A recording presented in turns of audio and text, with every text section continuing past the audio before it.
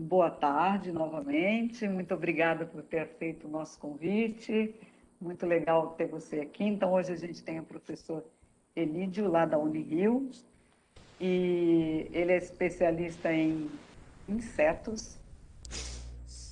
Olha lá, a Nael já ficou feliz da vida com isso. E vai falar sobre as lendas, né, das aves, né? E você também comentou comigo que existe uma coisa parecida também com insetos. E numa próxima vez, quem sabe, né, você volta para falar dos seus insetinhos aqui também, né? Ah, que ótimo. O folclore brasileiro ele é riquíssimo e os animais são presença constante. E esse até pode parecer estranho de um entomólogo estar falando sobre aves, é porque eu me interesso por animais de um modo geral e tenho trabalhado com, até vou falar um pouco durante a apresentação, com zoologia cultural, que é a presença simbólica dos animais nas manifestações da cultura. E é impossível falar em presença cultural sem falar em aves. É um grupo cultural na sua essência. Então, acabei com muita felicidade sendo convidado para dar uma palestra no Avistar. Tive que montar a palestra do zero, porque nunca tinha feito nada relacionado a aves, mas gostei muito e fiquei super feliz com o convite da professora Silva. Prazer poder conversar com vocês. Estou muito feliz mesmo. Posso começar então a tentar À compartilhar? vontade, Então vamos pode lá. sim, por favor.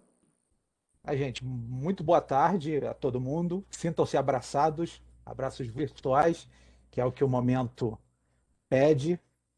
Eu estou muito feliz de poder conversar com vocês a respeito das aves, especificamente das aves da noite e como elas estão presentes no imaginário do folclore brasileiro. Eu vou falar então de duas verdadeiras forças que nós temos no nosso país. A zoologia, a ornitologia, a biodiversidade, de um modo geral, uma das mais ricas do mundo, e o nosso folclore, que é incrível, repleto de lendas, repleto de histórias, repleto de situações que podem até nos mostrar como proceder na vida cotidiana, nos dar lições de como proceder, para fazer ou para não fazer. Meu nome é Elidio Omar, eu sou professor do Departamento de Zoologia da Unirio, onde sou responsável pelo Laboratório de Entomologia Urbana e Cultural. Então, eu trabalho diretamente com insetos desde a graduação, já tenho um bom tempo, mas sempre fui muito interessado nos animais e recentemente comecei a perceber que para se estudar animais é interessante você também ficar olhando o entorno cultural e você vai notar a presença maciça desses grupos e de qualquer ser vivo nas nossas manifestações culturais. Quero desejar que todos estejam bem, saudáveis. O momento é de extrema delicadeza, de extrema gravidade, e manifestar meu pedido a todos que permaneçam em casa, fazendo isolamento social, tomando cuidado quando vão à rua, nos casos extremos, usando sempre a máscara como está usando a mãe da lua, da ilustração. Fazendo isso e torcendo para a vacina passar a ser disponibilizada logo para todo mundo, a gente está num ritmo bem devagar. Fazendo isso, a gente vai conseguir superar essa imensa dificuldade. Pode? Bom, vamos lá. O que eu vou falar tem a ver com zoologia cultural. Zoologia cultural é um conceito relativamente recente, mas o campo de estudo ele é muito antigo. Ao longo da nossa história evolutiva, nós sempre associamos ciência e cultura. É fácil lembrar das pinturas rupestres que encantam até hoje, aquelas manifestações artísticas incríveis que nossos antepassados faziam nas cavernas, e elas retratavam muitas vezes cenas científicas, passagens do cotidiano, que para eles era importante. Eles tinham que saber quais animais eles teriam que fugir, quais animais eles tinham que temer, quais animais eles poderiam se alimentar, em que época tinha determinado animal. Então, era uma grande associação entre ciência e cultura. Mas, ao longo do tempo, principalmente nos tempos recentes, ciência seguiu para um lado, cultura seguiu para o outro, e não precisa ser assim. Diante desse cenário, a gente forjou o conceito de zoologia cultural, que é o estudo de qualquer manifestação que tenha a presença de animais, uma presença simbólica. Tem animal, tem manifestação cultural, está dentro do escopo da zoologia cultural. E isso pode ser utilizado para pesquisa, para divulgação científica, em educação, para práticas de preservação da biodiversidade, tem uma série de aplicações. E o fato é que os animais são extremamente presentes em todas as nossas manifestações culturais e muitas vezes a gente não percebe. E as aves não são exceção. Muito pelo contrário, elas estão entre os grupos mais representados no nosso imaginário cultural. É uma força, é uma potência. E a ciência tem que utilizar isso para falar de suas atividades. A academia científica tem uma grande dificuldade de comunicação com o público em geral. Dificuldade essa que causa uma série de problemas. Problemas que a gente vivencia no dia a dia, quando instituições de pesquisa acima de qualquer suspeita são questionadas publicamente sem o menor sentido. Como o INPE recentemente foi, Butantan, Fiocruz, tem gente no pleno século XXI que não quer tomar vacina, tem gente em pleno século XXI que acredita que a Terra é plana. Isso daí tem a ver com a falha de comunicação. E eu defendo que a ciência associada à cultura, ela pode utilizar isso para melhorar a sua comunicação. As aves são um excelente exemplo porque elas estão presentes em tudo e elas quebram as caixinhas. Eu tenho certeza que nesse momento aqui tem várias pessoas que são todas interessadas em aves, naturalmente, mas com diferentes formações. Isso quebra a compartimentalização do conhecimento, que é algo que traz uma série de problemas. E isso resgata o conceito de universidade, que seria uma universalidade. É tão legal quando você tem essa congregação de interesses e saberes. As aves podem ser o catalisador desse tipo de atividade. E, muito provavelmente, o interesse que a gente tem em aves tem a ver também com o canto. Todos nós somos absolutamente encantados com o canto dos pássaros, assim como somos encantados também com o colorido das plumagens. É fascinante ver os padrões de coloração tão impressionantes e também, com certeza, um ponto de atração e que faz a gente gostar tanto de aves é o voo. O grande ideal de liberdade que está relacionado com o voo e é como isso faz parte do imaginário da humanidade. A gente admira muito animais, de um modo geral. A ligação do ser humano com os outros animais ela é muito grande e pode ser visto até, como eu falei, pelas manifestações da cultura. E a gente tem admiração por determinados grupos de animais. Nós gostamos, por exemplo, dos animais velozes, como o guepardo, que está representado aí. Mas é relativamente fácil a gente empatar com ele. Nós temos muita admiração pelos animais aquáticos, peixes e outros organismos marinhos e de água doce, mas a gente também consegue se virar no ambiente aquático com alguma proficiência. O voo é diferente. Poucas são as pessoas da nossa espécie que vão ter a experiência de voar. E talvez por isso as aves sejam tão fascinantes. É aquela inveja que a gente sente do ideal de liberdade que esses seres têm e eles acabam sendo simbolicamente representantes dessa liberdade. Eu tive a felicidade de participar de um estudo que analisou a presença de animais em adesivos de clubes de motociclistas, os chamados motoclubes.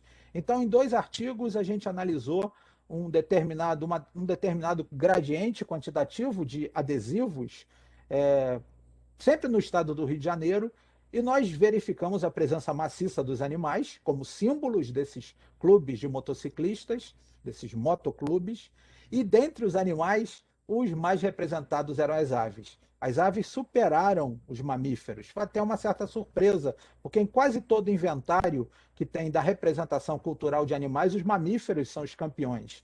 Por uma questão possivelmente de proximidade da gente. Mas entre um grupo que preza muito a liberdade, as aves foram as mais representadas. Foi muito interessante. E a popularidade das aves, ela é flagrante, principalmente quando a gente analisa um símbolo cultural impressionante que é o futebol. Os, talvez os três maiores clubes de futebol do Brasil em termos de número de torcedores e popularidade têm como símbolo, como mascote de suas agremiações, aves. Inclusive, o clube mais popular, que é o Flamengo, ele tem uma das aves mais impressionantes e interessantes, que é o urubu, especificamente o urubu de cabeça preta. E que é uma ave simbólica muito legal, porque ela quebra um pouquinho o padrão daquele símbolo positivo que as aves quase sempre representam.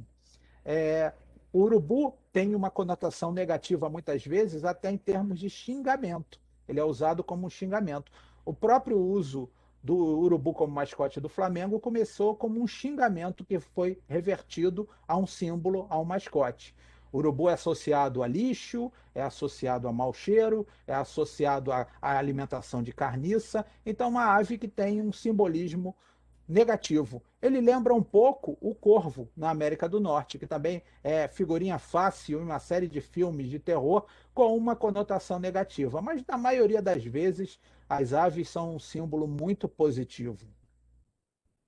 E só para exemplificar um pouco esses símbolos e usando aves extremamente comuns no nosso dia a dia, no ambiente urbano do Rio de Janeiro, tem aí o bem-te-vi, que é incrível porque existe uma série de lendas e causos e mitos relacionados a essa ave, até por uma questão do canto, o famoso bem-te-vi, né? O canto que ele executa. Em alguns lugares, escutar um bem-te-vi significa que está chegando um forasteiro, está chegando uma pessoa de fora. E você pode perguntar para o bem-te-vi. Quando você escuta o canto do bem-te-vi, você pergunta: quem vem lá, bem-te-vi? E se o bem-te-vi responder imediatamente, é um homem. Se o bem-te-vi demorar a responder, é uma mulher. Olha que coisa curiosa. Além disso, o canto do bem-te-vi, em alguns lugares, é considerado como se fosse um indicativo que tem alguma mulher grávida nos arredores.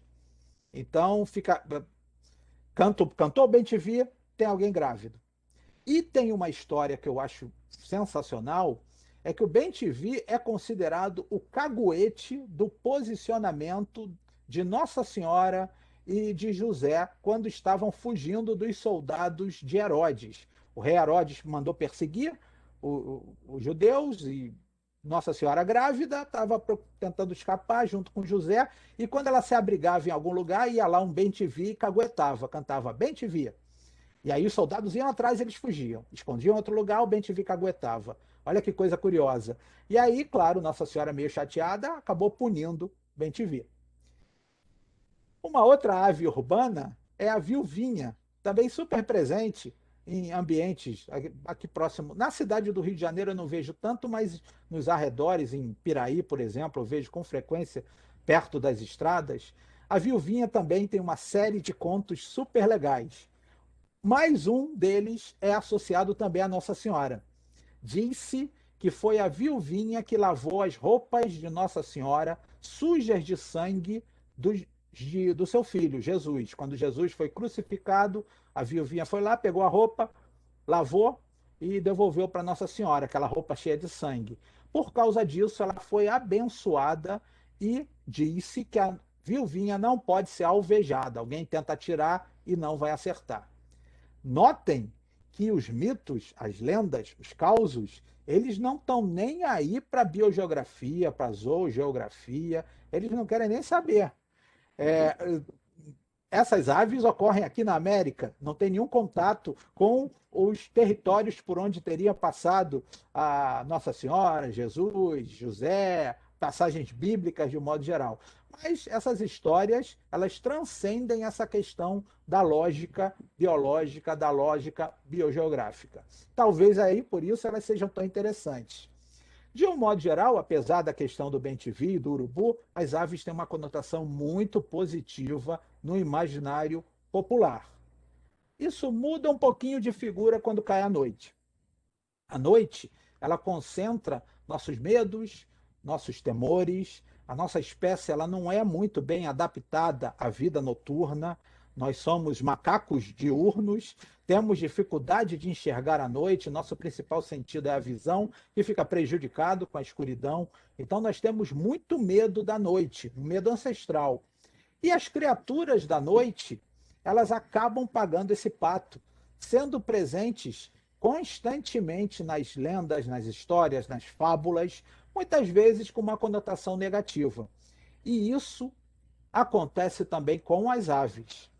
Se, por um lado, as aves costumam ser muito admiradas de dia, à noite, algumas aves passam a ser temidas. E agora eu vou falar um pouco a respeito de histórias relacionadas a aves noturnas, outras não tão noturnas, mas que cantam próximo do período do anoitecer, e isso faz com que elas sejam participantes frequentes de uma série de contos, lendas, narrativas fantasiosas muito interessantes. Começando com uma que pouca gente conhece, é o saci. É uma ave que tem o nome de saci. E tem outros nomes comuns ao longo de sua distribuição, como matinta pereira, crispim e muitos outros. Ela tem uma tremenda distribuição ao longo do continente americano e participa de uma série de histórias e lendas locais. Eu estou utilizando uma foto do saci tirada pelo Odilon Vieira, bela foto, e estou me valendo como fonte de um trabalho de Luci Coelho, publicado no livro de resumos do terceiro colóquio de Zoologia Cultural, em que ela mencionou a presença simbólica do saci em várias lendas ao longo do continente americano, principalmente na América Latina. Saci, esse é o livro do colóquio de Zoologia Cultural. O Saci, ele, segundo alguns historiadores e especialistas em folclore, ele tem uma conotação negativa, a ave saci. Para alguns, ele é associado ao demônio e faz peraltices próximo a estradas. Na Amazônia, a ave, que lá recebe mais comumente o nome de matinta pereira, ela é considerada também de mau agouro. E aí ela está associada à lenda da Matinta Pereira, que é uma entidade. Essa entidade ela assombra à noite as residências, percorre as residências e assusta com seu canto, com seu grito, as pessoas que estão dormindo, especialmente as crianças. E para os moradores se livrarem da presença da Matinta Pereira, o dono da casa tem que oferecer tabaco ou fumo. Olha que legal, um passarinho associado a uma lenda. No sul, esse passarinho é associado à lenda do Saci Pererê. E aí é considerado também parte dessa lenda, porque a semelhança do que acontece com o Saci Pererê, é muito mais comum você escutar o assobio da ave saci do que observá-la na natureza. Você escuta o canto, esse canto ele é difuso, é difícil de localizar de onde ele está vindo, e aí você não vê quem está cantando. Isso causa um assombro e provavelmente por isso ele acabou sendo associado às lendas. Curioso notar que as duas lendas, a do Saci Pererê no sul e a da Matinta Pereira no norte, elas têm uma interconexão. Elas são meio que misturadas, tanto que a ave recebe o nome comum de Saci e Matinta Pereira, indistintamente. Provavelmente essa mistura de lendas se deu a partir de uma migração entre índios. Os índios migraram e com essa migração, eles acabaram levando a lenda para outros lugares e acabou tendo a mistura. É curioso que tem até a lenda que diz a origem das duas histórias, da Matinta Pereira e do Saci. Seria um tio que matou seus dois sobrinhos, assassinou os sobrinhos na floresta. Um deles virou o Saci e o outro virou a Matinta Pereira. Esse animal, essa ave tão interessante, ela participa da elaboração de lendas em outras regiões. Na Argentina, por exemplo, ela é inspiradora da lenda do Crispim. O Crispim seria um lavrador que, por um erro da sua mulher, a mulher cometeu um erro, teve uma negligência, ele acabou morrendo. A mulher ficou então com muita culpa e, consumida por aquela culpa, por aquela dor, ela se transformou numa ave que passa as noites gritando Crispim, Crispim, em busca do seu marido. Olha que barato. É muito recorrente nessas histórias a culpabilidade da mulher. É muito comum no folclore da América Latina, de um modo geral, você ter punição. Nós temos um folclore muito punitivo e muitas vezes esse erro é imputado à mulher. E vocês vão ver ao longo dessa narrativa que isso se repete frequentemente. Inclusive uma outra lenda da América Latina também, relacionada a esse passarinho, possivelmente relacionada a esse passarinho, que é a lenda de la pavita de tierra. Pavita é o nome em espanhol da guimba de cigarro, mas era o nome de uma menina. Essa menina, ela tinha o vício de fumar, fumava muito. E o pai estava super chateado com isso e resolveu dar um basta, proibiu ela de fumar. Você não pode mais fumar. Ela continuou fumando escondido. E para o pai não notar, ela pegava as guimbas, as pavitas, e enterrava embaixo do fogão a lenha. Deu mole e um dia o pai descobriu. E aí entra aquela história da punição, e principalmente da punição à mulher. O pai, muito chateado, bateu tanto nela que ela acabou morrendo. No que ela morreu, virou um passarinho que canta e ninguém percebe e que assombra as pessoas de noite, principalmente quando elas chegam perto do fogão de lenha.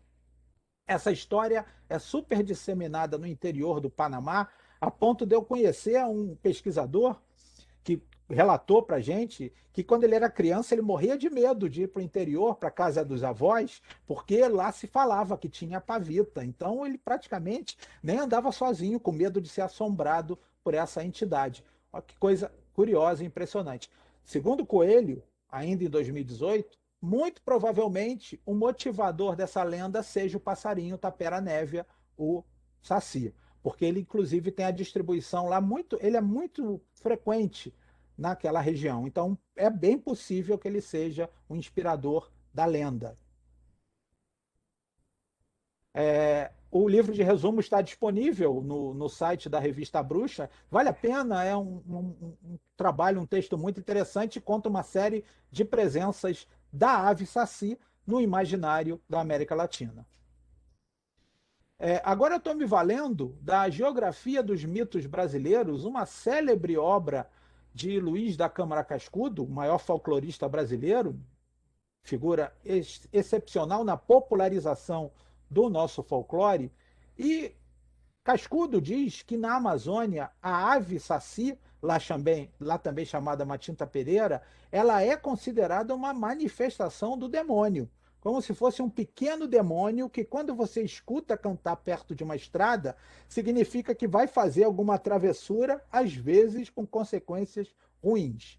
Ainda segundo Cascudo, outras aves recebem o nome de saci, o nome comum. E ele cita a alma de gato e o curutié.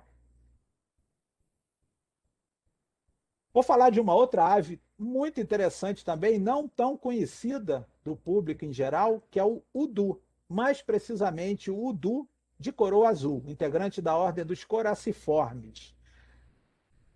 E vou me valer de um livro incrível que eu recomendo para todo mundo, que é Lendas e Relendas Aves do Brasil, que conta uma série de passagens, histórias muito legais de aves de um modo geral, não só aves noturnas, mas todas as aves, e a presença delas nos contos do nosso imaginário.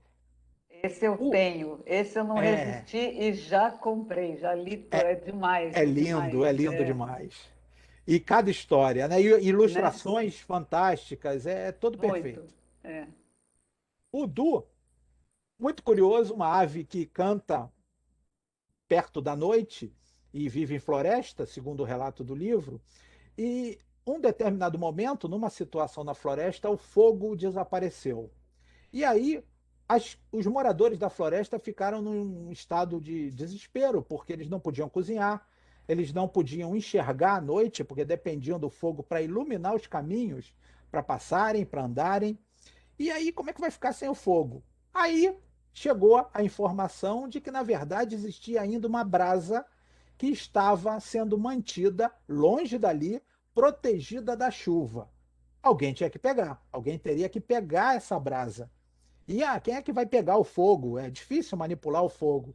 O Udu se ofereceu e foi voando para lá, pegou, constatou realmente que o fogo estava presente, trouxe o fogo preso nas suas penas, nas duas penas maiores do rabo. Olha que barato, ele tem penas bem bonitas, bem desenvolvidas na cauda, e essas penas foram utilizadas para trazer de volta o fogo para a floresta, restabelecendo o equilíbrio. Foi ele que salvou, então, a situação. Isso vai aparecer também muitas vezes. Uma peculiaridade morfológica, comportamental, alguma característica do animal, ela acaba sendo explicada de modo fantasioso pelo imaginário. Ah, então como é que eu vou explicar o Udu ter essas duas penas bem desenvolvidas na cauda? Ah, porque ele teve que utilizar para pegar o fogo. É aquela justificativa fácil, muito interessante e que pode ser usada até para se difundir ciência. Você dá a explicação científica e também a explicação cultural, fazendo a ponte entre dois saberes. Ainda com relação ao livro Lendas e Relendas, tem uma história que eu gostei demais, que é a do carão. É uma ave da ordem dos gruiformes, uma ave pernalta, pernas muito alongadas, vive próximo a ambientes aquáticos e que também é comum cantar durante a noite. Disse que Carão era um cara, um sujeito super bonito, um jovem bem apessoado, bem falante, comunicativo, gente boa, excelente cantor, excelente dançarino, aquele cara que era a alegria da festa. Todo mundo gostava dele. E, aliás, ele gostava muito de festa. Tremendamente festeiro era o Carão. Aí, numa das festas, ele estava lá se divertindo, encantando todo mundo, que era uma figura super legal, e ele acabou se afeiçoando por uma moça, se apaixonou por essa moça. E ela correspondeu, eles ficaram enamorados, trocando olhares naquela festa. Só que as outras mulheres presentes na festa, elas continuavam olhando o Carão, porque ele era muito magnético, era um cara que chamava atenção. E os homens, os outros homens presentes no recinto, começaram a ficar com ciúmes. E a situação passou a ficar perigosa. Eles já estavam a ponto de agredir fisicamente o Carão. Um amigo do Carão percebeu a situação e pensou que seria uma boa opção tirá-lo dali, para ele escapar. Chegou perto dele e falou: Cara, ó, o negócio tá esquisito, o pessoal tá chateado aí, porque tem um monte de gente que tá olhando para você e o clima não tá legal, é melhor a gente ir embora. E o Carão nem quis saber, continuou dançando, se divertindo, curtindo a festa, na boa. Aí o cara, poxa, eu vou mentir, vou inventar uma mentira para ver se eu consigo tirar e salvar meu amigo, que daqui a pouco ele vai apanhar. Chegou perto do Carão e falou: Ó, Carão, é o seguinte, eu tenho uma triste notícia para te dar. Sua irmã, infelizmente, faleceu e a gente está tendo que fazer os preparativos do velório. Você está sendo requisitado. O Carão não ligou. A lenda sempre é muito fantasiosa, né? Eles exageram nas cores, mas isso é legal demais também. O Carão não ligou. Ah, não, beleza, morreu antes ela do que eu, não tô nem aí. E continuou se divertindo. O amigo, vendo que a situação estava cada vez pior, ele reforçou a mentira, fez uma mentira maior ainda. Chegou pro Carão e falou: Olha, pô, a notícia agora é terrível, cara. Infelizmente, a moça que você está interessado, está trocando olhares, você se apaixonou agora, acabou de falecer. Dito isso, imediatamente o Carão, em choque, começou a chorar, começou a gritar, lançar lamúrias e aos poucos foi se transformando numa ave. Essa ave Carão, que canta um canto sofrido, um canto lamurioso às noites, como se fosse alguém que estivesse chorando e lamentando a perda da amada. Olha que barato, né? Eu não conhecia também essa lenda. Outro bicho super presente no imaginário e que também não é propriamente noturno, mas que tem um canto bem no final da tarde e até quando já está escuro, é esse falconiforme, esse falcãozinho muito bonito que é o acauã. O acauã tem esse canto forte que assusta muita gente, é considerado de mau agouro em algumas regiões. Em outras regiões, o canto do acauã indica que está chegando um forasteiro. Então, quando você escuta o Acauã cantar, é porque vem alguém de fora, e aí entra outra coisa, outra recorrência nas nossas lendas, uma espécie, eu não diria xenofobia, porque não é contra um estrangeiro, mas é aversão ao forasteiro, alguém que vem de fora, alguém de outra comunidade. Então, o Acauã serve para alertar que está chegando um estranho, alguém diferente. Aí, isso acontece com muitas lendas do nosso folclore. E o Acauã, ele também é uma espécie de Maju Coutinho dos tempos em que ela fazia a previsão da meteorologia. Ele tem a capacidade de dizer como vai ser o tempo. No Nordeste, disse que se o Acauã pousar numa árvore seca, é porque a seca vai ser rigorosa. Mas se o Acauã pousar numa árvore frondosa, a seca vai ser menos amena, a vegetação vai ficar verdejante. Em Minas Gerais, em algumas regiões, o acauã também é considerado de mau agouro, mas tem outras regiões em que ele é considerado um sinal de sorte. Quando você escuta o canto do acauã, vai trazer uma bonança, vai trazer uma notícia positiva, uma notícia favorável. Essas histórias eu encontrei na Wikiaves.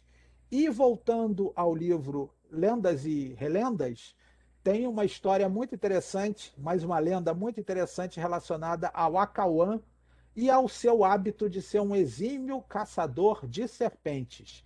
Ele tem até o gênero, o nome de gênero é relacionado a essa peculiaridade. Herpetoteres seria algo equivalente como caçador de serpentes. O Acauã então tem essa peculiaridade, ele caça com muita destreza as cobras. E aí conta uma lenda que uma vez um jovem índio estava no meio da floresta procurando alimento. E foi surpreendido, tomou um susto quando chegou numa clareira e encontrou duas cobras surucucus. E são as maiores cobras venenosas do Brasil, as maiores cobras peçonhentas. A cobra de bom porte, ele se assustou com o achado daquelas duas cobras e acabou ficando enrolado, preso na vegetação e não conseguiu fugir da cobra. E aí entra também outro estereótipo super comum, que é as cobras como elementos do mal, elementos nocivos e perniciosos. O índio ficou ali todo enrolado, com medo das cobras, e ele escutou ao longe o canto de um acauã. Aí ele chamou o acauã: Acauã, você pode me ajudar? E o acauã prontamente veio e deu cabo das duas serpentes. Olha que barato. Agora eu estou me valendo do dicionário do folclore brasileiro, cascudo, para falar de uma ave impressionante, muito legal, que é o bacurau, chamado em algumas regiões de curiango, ordem Caprimulgiformes. Caprimulgiformes, que em alguns lugares, não aqui no Brasil, eu nunca escutei essa história no Brasil, mas na Europa, é considerado um animal que mama nas cabras, e até o nome tem a ver com isso. Caprimulge é o mamador de cabras. Disse que ele ia atrás do leite das cabras. Essa história de animais que se alimentam do leite de outros seres também daria uma palestra inteira, é riquíssima em termos folclóricos. Mas aqui no Brasil, o que se diz do bacurau, do curiango, primeiro é uma ave, são várias aves, várias espécies, é um grupo bem legal, e tem algumas que vivem bem próximo do chão. São essas que costumam dar origem às lendas. Tem algumas espécies de bacurau que vivem nas estradas de terra quando cai a noite, então elas ficam ali caçando insetos e o olho ele reflete muito a luz, daquela escuridão total, você só vê um bichinho pequeno com olho brilhante, então isso dá um medo danado em muitas pessoas. Então uma história bem curiosa do bacurau é que as penas dele servem para curar dor de dente. Não sei como chegou a essa história, não sei como se experimentou e não sei quem fomentou, mas é bem peculiar. E as penas servem também para outra coisa. Elas, quando colocadas entre a sela e aquela toalhinha que o cavaleiro coloca, ela garante que o cavaleiro não vai cair do cavalo. Funciona quase como uma cola meio que fantasiosa, uma cola lendária para prender o cavaleiro em cima do seu cavalo.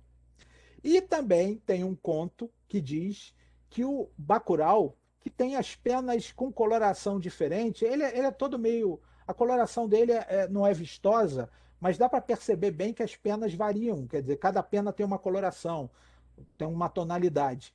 E aí o pessoal achou esquisito e chegou à conclusão que ele pediu emprestado as penas de outras aves, porque ele queria ir para a festa no céu.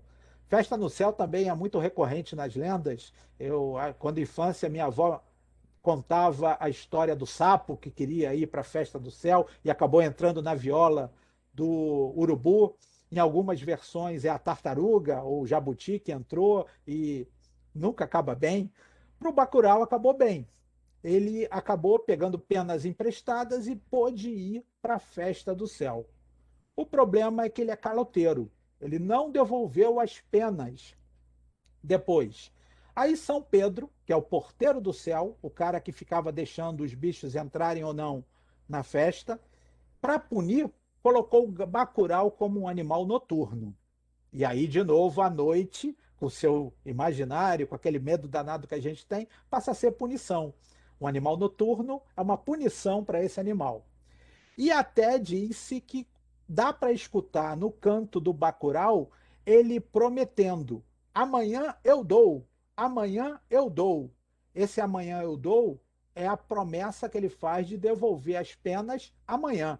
É igual aquele caloteiro que você pede dinheiro emprestado e ele está sempre falando: amanhã eu vou te pagar, amanhã eu vou te pagar. É o Bacurau. Ave muito, muito interessante. É legal que até em ambiente de cidade a gente escuta o canto do bacurau. Eu moro no Caxambi e é uma felicidade danada quando dá para escutar o bacurau de telhado, volta e meia, bem tarde da noite, quando está bem silêncio, dá para escutar. Eu nunca vi por aqui não. Eu já vi bacurau no campo e é uma visãozinha assustadora mesmo. Você vê alguma coisinha escura no chão e com os olhos brilhando. É muito bonito, muito legal. Em casa já entrou, quando eu morava na Tijuca, Ah, uma vez entrou, porque era aberto, assim, área de serviço, cozinha, o bicho entrou, eu falei, meu Deus, o que é isso? Eu não sabia, né, o que era. Mas aí deixei lá e depois ele saiu, do jeito que ele entrou, ele foi embora. Mas entrou que na é, cozinha. é muito interessante. À primeira vista não parece ave, né? Essas aves Não, é uma noturnas coisa pequenas, esquisita, quando vê voando, não parece ave. É é, muito legal. Até confunde com morcego às vezes. Tem gente que é, acha que é um morcego. É um bicho muito incrível. é E outro bonitinho. grupo muito fantástico é a ordem Nyctibiiformes, que inclui a Mãe da Lua, Urutágua, Urutau. Na minha época, quando eu comecei a me interessar por zoologia, e na infância, essa ave era considerada como dentro da ordem dos Caprimulgiformes. Agora eu vi que é uma ordem à parte. Eu tenho um grande sonho de ver um bicho desse no campo, nunca vi. E é difícil porque ele é muito camuflado, então ele parece de fato fazer parte da paisagem. Geralmente ele fica no alto de um toco, de um galho, de um tronco quebrado e ele parece o prolongamento desse tronco. É muito raro você encontrar, a não ser os experimentados que já conhecem ou quem bota o canto gravado para atrair de volta. De qualquer forma, esse bicho fantástico, ele está dentro de uma série de lendas, de uma série de histórias, super presente no imaginário. Eu estou usando fotografias incríveis do meu amigo César Francischetti, de uma espécie de bacurau, bacurau pardo, que ele tirou, se eu não me engano, em Piraí. E agora eu estou usando uma fotografia de Odirley Fonseca, do bacurau à noite, ou do bacurau, do urutau à noite. E a história é da Wiki Aves. O Bacurau, cismei, como eu falei, eu sempre confundia Bacurau com Urutau, porque para mim estava tudo dentro da mesma ordem, não é mais. A Urutau ou Mãe da Lua. Vou chamar de Mãe da Lua, fica mais fácil. A Mãe da Lua, ela é muito presente no imaginário em várias histórias e elas são curiosas demais. Uma história na Bolívia diz que um cacique tinha uma filha muito linda e essa menina acabou se encantando com um guerreiro da tribo e começou a namorar escondido do pai. O pai, quando descobriu, ficou muito chateado e ele tinha poderes de feitiçaria. Ele, graças à sua bruxaria, ele matou o pretendente à filha. O negócio, as lendas são sempre muito punitivas. A filha descobriu que o pai tinha assassinado o seu namorado e ficou, claro, muito chateada e ameaçou contar para todo mundo, fazer a delação premiada e entregar o pai. O pai não queria isso. Para evitar que a filha caguetasse, ele a transformou numa ave noturna que canta lamuriosamente à noite, como se fosse alguém procurando o amor perdido. Olha que coisa, a que ponto vai a imaginação humana. No Brasil tem uma variação dessa lenda. Daqui a pouco eu vou contar dessa variação, porque envolve um bicho que é mais da minha praia. Outra versão da lenda da Mãe da Lua diz que uma jovem, numa estrada à noite, encontrou um rapaz e eles se apaixonaram imediatamente. E aí parece aqueles contos de fadas em que as pessoas se conhecem e amanhã já estão casando. Eles já noivaram, ainda andando pela estrada, e já fizeram planos para o casamento. Quando eles chegaram num lugar que tinha uma iluminação, o rapaz pôde observar melhor a moça e a considerou feia. Achou que ela não era bonita o suficiente para casar com ele e foi embora. Aí ela ficou triste com o amor perdido, encontrou uma bruxa e pediu para a bruxa transformá-la numa ave noturna. E aí ela virou a mãe da lua, que mais uma vez canta lamuriosamente à noite e passa a ser uma entidade protetora dos animais e das plantas, da natureza de um modo geral. No Brasil, tem uma adaptação da primeira lenda, do cacique. E essa adaptação está contada também no Lendas e Relendas Aves do Brasil. E inclui a mariposa bruxa. Essa mariposa incrível, que é um bicho de mau agouro também, é um inseto que já foi muito presente, muito comum nos ambientes urbanos, hoje está cada vez mais raro, e que disse que quando entra numa casa, um morador da casa vai morrer. E a única forma de você reverter isso é você matando a mariposa. Então, é claro, isso é altamente danoso para os estoques populacionais da mariposa, além da destruição ambiental, e ocasiona a diminuição populacional. De qualquer forma, na história, também tinha o cacique. O cacique também tinha uma filha muito bonita, que se apaixonou pelo guerreiro de uma tribo inimiga, um rival. O cacique, quando descobriu aquilo, também ficou muito chateado, profundamente aborrecido, proibiu e trancou a menina na casa. Ela ficou trancada para sempre naquela casa. Só recebia alimentação e não saía. De noite, numa noite de lua cheia, entrou uma mariposa bruxa gigantesca, tocou na menina e a transformou na ave, na mãe da lua, que mais uma vez começa a cantar à noite, lamentando não ter o contato mais com seu amado. E de novo passou a ser a protetora das criaturas da noite. As lendas elas têm muitos pontos, muitos denominadores em comum, e isso daí também é muito interessante para você estabelecer ligações. Falar de aves noturnas e falar das histórias associadas a elas é impossível sem falar das corujas, da ordem Strigiformes, esse bicho fantástico que está muito presente no imaginário.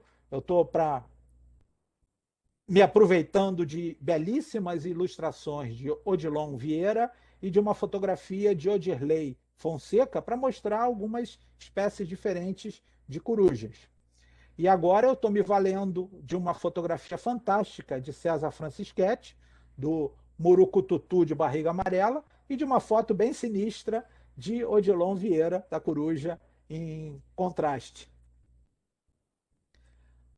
As corujas são super presentes no nosso imaginário, na nossa vida, e culturalmente são riquíssimas. Eu tirei fotografias de objetos que eu tenho em casa relacionados a corujas, e eu nem sou colecionador de corujas, não. Tem uma série de objetos, até eu tenho uma máscara em forma de coruja, tem duas artes belíssimas em macramê feitas pela minha mulher, que é a Lucy Coelho, que eu já mencionei. A coruja é simbolicamente muito presente. Nas lendas e histórias também. Eu selecionei só duas histórias de duas espécies de corujas. Uma é o caburé, é uma das muitas espécies de caburé, uma coruja pequenininha, presente, relativamente próximo em ambiente de cidade, e que tem uma curiosidade. Segundo lendas e relendas, o caburé tem um talismã, um amuleto. E quem é esse amuleto? É um bichinho chamado berupeba. O que é a berupeba? Uma mosca que quase não voa e que é um parasita. É uma mosca achatada que parece um carrapato que vive no meio das penas do caburé. Na verdade, essa mosca, essa família, a família Hipoboicidae, ela é presente em muitas aves, ela é super comum, mas eu só encontrei registro lendário mesmo com relação ao caburé, onde ela é considerada um talismã. E olha que legal, aí o caburé, que é uma coruja pequenininha, com esse talismã, se sente poderosão, cheio de marra.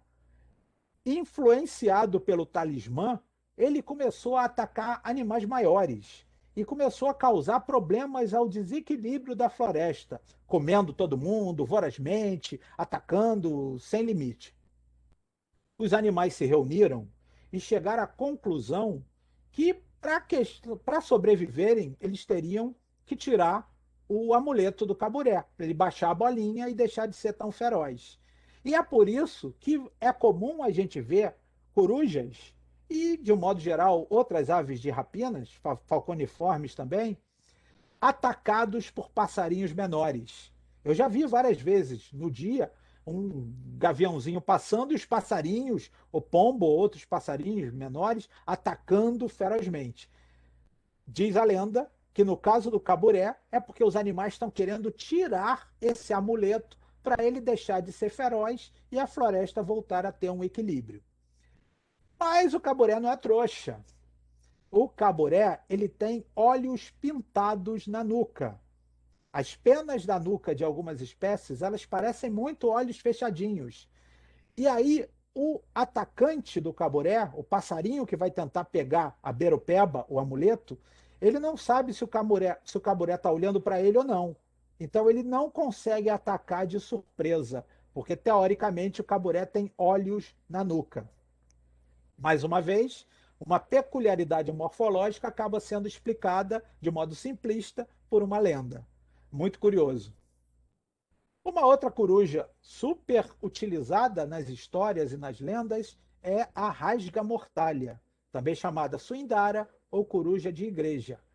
É uma coruja de porte médio que tem um voo vigoroso e esse voo faz um barulho específico que lembra as mortalhas, o lençol que envolve os cadáveres, os corpos falecidos, né, no ritual funerário. Então, o voo da coruja lembra alguém rasgando a mortalha. E isso é considerado de mau agouro. Em muitas regiões, quando se vê uma coruja rasga a mortalha, ou quando se escuta ela voando, ou quando se escuta o canto, significa que alguém vai morrer. E aí, é claro, muitas vezes a coruja é perseguida porque ninguém quer morrer, ninguém quer ter uma criatura de mau agouro próxima. Então é mais um bicho que sofre a punição por uma lenda. E aí dá para chegar num ponto bem interessante, porque no Brasil as corujas são muito associadas em termos de lendas e contos a criaturas do mal. Mas elas não são o agente do mal especificamente. Na Argentina, por exemplo, a coruja ou algumas corujas são a verdadeira manifestação do demônio. Existe um demônio chamado El Catiru, em forma de coruja. Uma coruja grande, com garras imensas e com uma força capaz de jogar longe um homem. E eu estou contando histórias relacionadas no livro Seres Sobrenaturais de la Cultura Popular Argentina, muito interessante. Mas não é nem problemático o Catiru conseguir jogar o ser humano longe. O problema é que ele tem a capacidade de roubar a alma dessa pessoa. A pessoa, mesmo quando sobrevive, ela fica aquela criatura sem alma. E muitas vezes as bruxas são representadas no folclore da Argentina e do Paraguai também como se fossem corujas. Então lá a parada é mais heavy metal do que aqui no Brasil. De qualquer forma, é muito curioso porque, como eu falei, a coruja e outras aves noturnas elas são muito presentes culturalmente. Não é difícil eu imaginar um cenário em que se faça um trabalho de divulgação científica, respeitando sempre as lendas, as crendices, a cultura de determinados locais, mas levando a informação científica. Falando, por exemplo, que não dá para se ter medo da rasga-mortalha, do caboré, de qualquer coruja, porque eles são criaturas benéficas para nós. Eles se alimentam de insetos, se alimentam de pragas urbanas, e olha que eu nem sou muito fã de se explorar esse lado benéfico para o ser humano. Eu não estou nem aí, enquanto pesquisador, se o ser humano vai ser beneficiado ou não. Eu sei que todas as criaturas elas desempenham papéis importantes no meio ambiente, mas você tem que remar conforme a maré. Então você pode utilizar isso para fazer o benefício para essas espécies. Chegar e falar, cara, mas a coruja que você tem medo, que você acha que é mau agouro, ela na verdade está se alimentando de rato, de uma série de insetos e trazendo benefícios para você. Idem o Bacurau, até essa é a capa do filme que fez bastante sucesso, filme recente Bacurau, que mostra a ave atacando um inseto e se alimentando em pleno voo. Dá para usar as peculiaridades ecológicas, o comportamento, as funções que as espécies, as populações desempenham no meio ambiente para você reverter de forma positiva. Mas eu repito, sempre respeitando muito as lendas, as crendices, as histórias, como o que elas são: causos, lendas, mitos, histórias. E eu defendo com veemência que não só a importância e a relevância ambiental seja utilizada, mas principalmente a presença desses animais na cultura pop. Coruja não tem sentido ela ser culturalmente considerada mau agouro. Muito pelo contrário, a coruja ela é um símbolo de sapiência, quase que universal. Ela está presente de forma positiva em uma série de manifestações da cultura pop, sempre com uma palavra de sabedoria, uma atitude, algum ar professoral. Então, a coruja é um símbolo muito fácil de a gente reverter de modo positivo. Até faço uma homenagem aqui no centro, tem o professor Pirajá, um personagem criado pelo Daniel Azulay, um artista fenomenal que influenciou gerações contando histórias e fazendo desenhos. E Daniel Azulay foi, lamentavelmente, é uma das vítimas da Covid, faleceu logo no início da pandemia. O professor Pirajá, um professor, uma coruja numa atitude professoral, é um exemplo desses personagens inesquecíveis. E já estou me aproximando do final da minha fala, eu tenho que falar um pouco de beija-flor. E provavelmente muitos vão estranhar como é que eu vou falar de beija-flor, levando-se em conta que eu estou mencionando aves noturnas ou de hábito crepuscular, muito próximo da noite. Os beija-flores que vêm aqui em casa, eles são meia exceção. Eles são danados. Eles ficam até o iniciozinho da noite e às vezes até um pouco mais, batalhando ferozmente com os morcegos pelo recurso. Eles não dão mole, não. Mas de qualquer forma é tido como uma ave de hábitos mais diurnos e de fato é.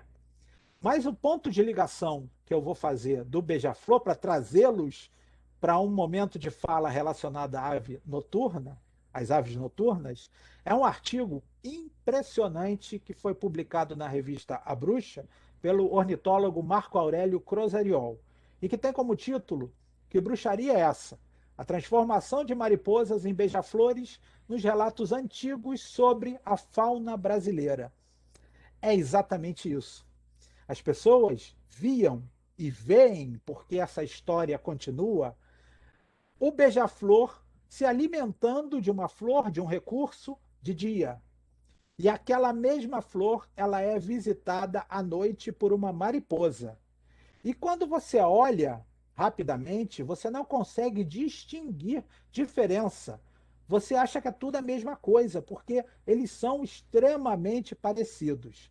Quando você observa com mais atenção, você vê que aquilo que você achava que era um beija-flor à noite é uma mariposa. E aí o povo fez a associação. O que era mariposa de noite se transformou, se transmutou em beija-flor. Esses relatos são muito antigos. José de Anchieta já falava deles. Logo na colonização do Brasil, já tinha relatos que aqui é um lugar tão louco que os insetos viram aves. E que curioso, há pesquisas e há pesquisadores que afirmam que ainda hoje existem essas lendas.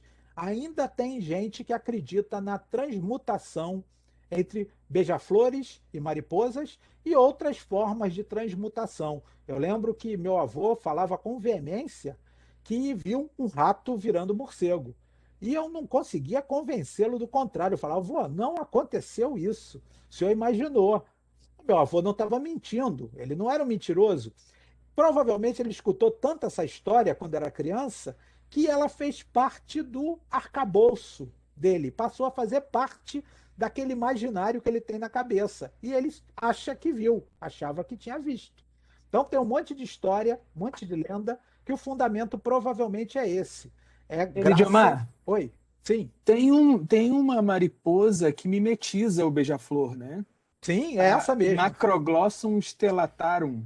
Exatamente. É um grande grupo, na verdade. É uma família inteira, a família Esfíngidae, e que eles são absolutamente parecidos. Você não vê diferença. Até eu vou mostrar a ilustração.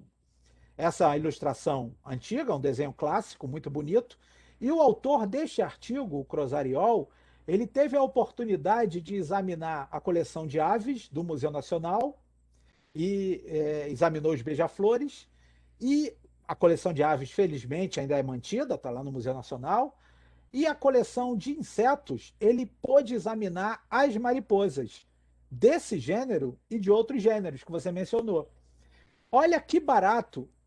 Tanto a mariposa quanto o beija-flor, eles têm marcaçõezinhas brancas. Isso em voo é virtualmente impossível você separar.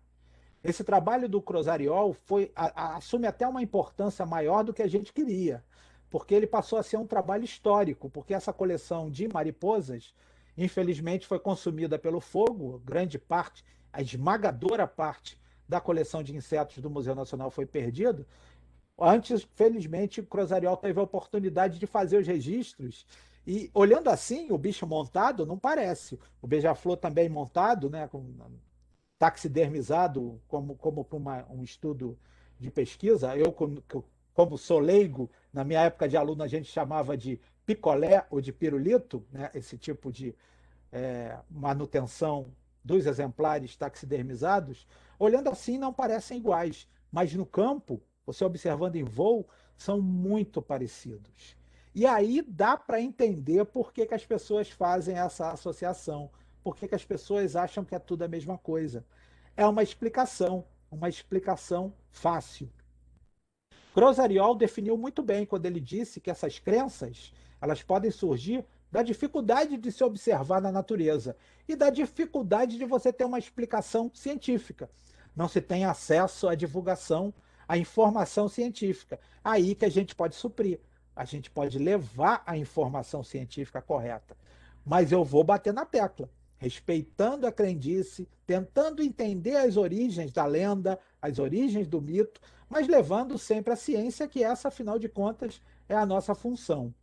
É muito legal, é muito legal. E eu fico muito feliz. Poucas vezes eu vi essa mariposa em ação, mas é muito legal porque ela tem um aparelho bucal esticado, como algumas espécies de mariposa têm, uma espirotromba, é como se fosse uma língua de sogra das festas infantis de antigamente.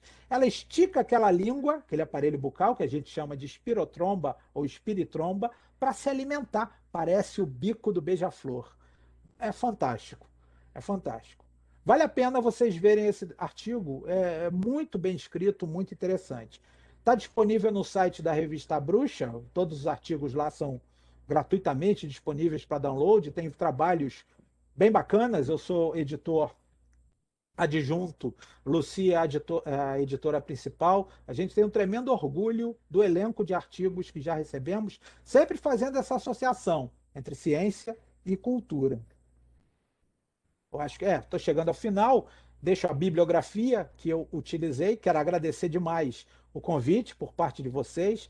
Agradecer ao pessoal que permitiu o uso das fotografias e dos desenhos, meus amigos César, Odilon, Odirley. O César, um ex-aluno, querido amigo, tem mestrado e doutorado no campo da entomologia, mas é um tremendo ornitólogo amador, está sempre pesquisando aves, fazendo registros, abastece a Wiki Aves com novos registros fotográficos. É um daqueles caras que se encantou com a possibilidade de observar um campo tão rico quanto é o campo da ornitologia, e aí se especializou em fotografia. Nas horas vagas, ele, ao invés de procurar inseto, né, que é o sonho de todo entomólogo, ele vai com a máquina fotográfica registrar as aves. E agradeço também Luci, a minha esposa, minha companheira nessa jornada relacionada à presença dos animais na cultura. Luci que me apresentou grande parte da bibliografia relacionada a folclore. Ela entende muito mais de folclore do que eu, é super empolgada na presença dos animais nas nossas lendas. E que realmente é uma fonte sem fim. Ela não é inesgotável. Você não dá para acabar de falar da presença dos animais, que é maciça nas manifestações de nossa cultura, principalmente da cultura popular.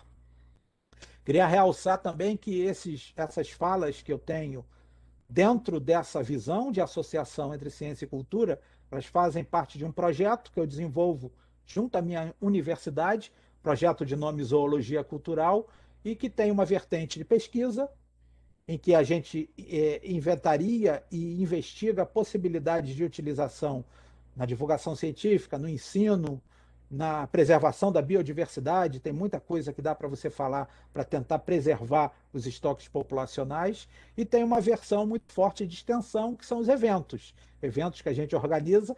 Infelizmente, agora os eventos não podem ser mais presenciais, mas mesmo assim nós temos organizado eventos de modo remoto. Temos a Mostra de Biologia Cultural, que é geral, qualquer atividade relacionando ciência e cultura, e temos o nosso evento do coração, que é o Colóquio de Zoologia Cultural, em que aí é só a presença dos animais nas manifestações culturais. Já temos 5 edições realizadas, a última no ano passado já no mundo remoto, e sei lá, devemos ter 400 trabalhos apresentados de diferentes autores, de diferentes regiões do Brasil e até de fora do Brasil, que dão um tremendo orgulho e para nós é um alento, porque a gente vê muita possibilidade de utilização para tornar a ciência mais agradável, mais palatável e principalmente para tentar quebrar um pouco a distância entre a academia científica e o mundo real, a sociedade, tentar essa aproximação. Aproximação essa que a gente não faz de bonzinho, não. É uma questão de sobrevivência. Sobrevivência da universidade, sobrevivência dos institutos de pesquisa, sobrevivência da academia científica. A gente precisa do apoio da população. Se por um lado a gente dá muito, e dá muito, as vacinas estão aí para mostrar, por outro lado a gente depende do apoio para que nós continuemos abertos, funcionais e livres desses ataques infundados que têm, infelizmente, se intensificado. Gente, quero agradecer demais a chance de conversar com vocês sobre um tema que eu gosto tanto. E dou os parabéns, eu olhei o Instagram do laboratório, nossa, fotografias e desenhos lindíssimos. Vasculhei a página do observatório, tanta coisa fascinante. Vocês estão desempenhando um papel fantástico de aproximação com a população, que é o que a gente precisa. A gente precisa mostrar que população e universidade são uma coisa só, porque nós somos uma coisa só, né? Nós estamos juntos sempre. Muito, muito obrigado mesmo. Eu adorei sua apresentação, eu que agradeço. Eu acho que estou falando não só por mim, eu acho que as pessoas gostaram muito. E eu convido aí os alunos, os professores a abrirem suas câmeras, quem tiver, né, para conversar um pouco com o Elídio, gente. Vamos conversar? Alguém Eu quer falar? adorei.